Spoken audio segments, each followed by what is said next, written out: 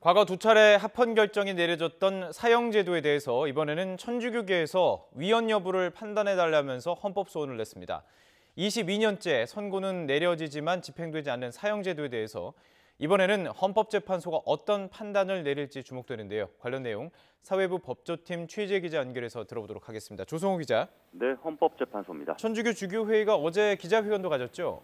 네, 그렇습니다. 천주교 주교회의 정의평화위원회 산하에 사형제도 폐지 소위원회가 있는데요. 여기서 어제 말씀하신 것처럼 기자회견을 열었습니다. 사형제도가 헌법에 어긋나는지를 따져봐달라면서 헌법소원 심판 청구서를 제출했는데요. 법의 이름으로 집행된다고 해도 인간의 생명을 함부로 앗아갈 수는 없다고 강조했습니다.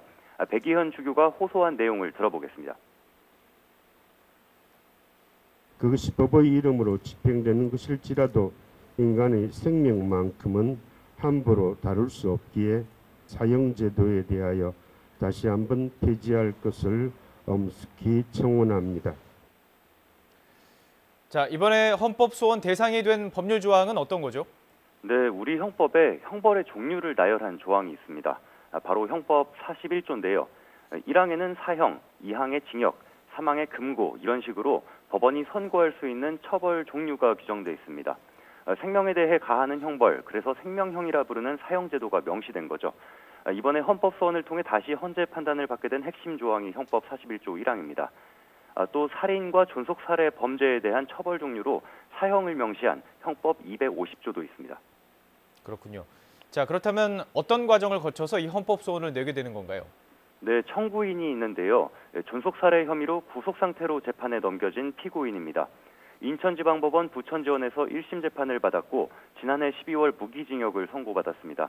이 피고인은 지난해 사형제도를 규정한 형법 조항에 대해서 위헌법률 심판을 제청해달라고 법원에 신청했습니다.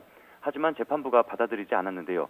사형은 가장 강력한 범죄 억지력을 가지고 있기 때문이라는 이유를 들었습니다. 그러자 천주교계와 대리인단을 통해서 직접 헌법 소원을 내는 데 이르렀습니다. 자, 그렇군요. 앞서 두 차례 헌재에서 이 사형제도에 대해서 합헌 결정이 났다 이렇게 소개해 드렸는데요. 그럼 이번이 세 번째 판단을 내리게 되는 거죠? 네, 그렇습니다. 사형제도에 대한 헌법재판 청구는 여러 번 있었는데요. 헌재가 결론을 내린 게 두 번인데 모두 합헌, 다시 말해 헌법에 부합한다는 결론이었습니다. 이번에 결론이 나오면 세 번째 판단이 됩니다. 1989년과 1990년에 사형수들이 헌법소원을 냈는데 당시에는 위헌 여부를 따지지 않고 각하했습니다. 첫 판단은 1996년에 나왔는데요. 재판관 9명 가운데 7명이 합헌 의견을 냈습니다. 사형이 다른 생명이나 공공의 이익을 보호하기 위한 것으로 헌법에 어긋나는 걸로 볼 수 없다는 겁니다.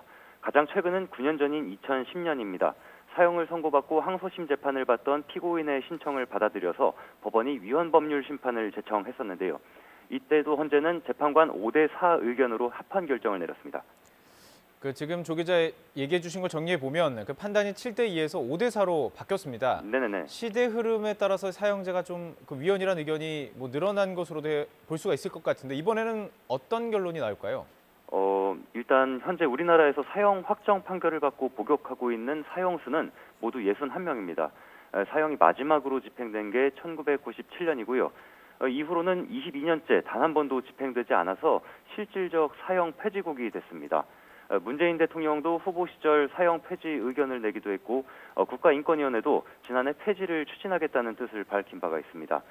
사형제도를 바라보는 사회 분위기가 달라진 만큼 대리인단도 이번에는 다른 결론이 나올 거란 기대감을 내비쳤는데요. 김영태 변호사 발언 한번 들어보시죠.